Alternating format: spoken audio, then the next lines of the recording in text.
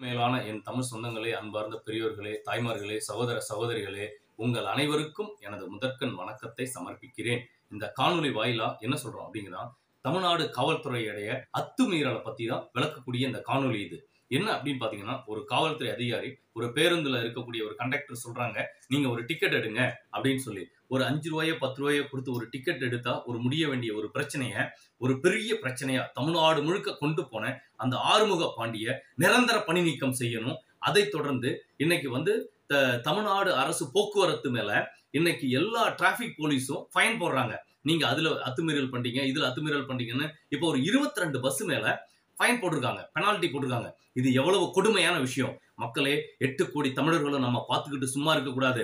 தமிழ்நாடு காவல்துறை தமிழக மக்களின் நலனை பாதுகாப்பதற்காக உருவாக்கப்பட்ட துறை அது. மக்களுக்கு சேவை செய்வதற்காகவும், மக்களுக்கு சிறப்பாக பணியாற்றுவதற்காகவும், சட்டம் ஒழுங்கை நிலைநாட்டுவதற்காகவும் உருவாக்கப்பட்டது தான்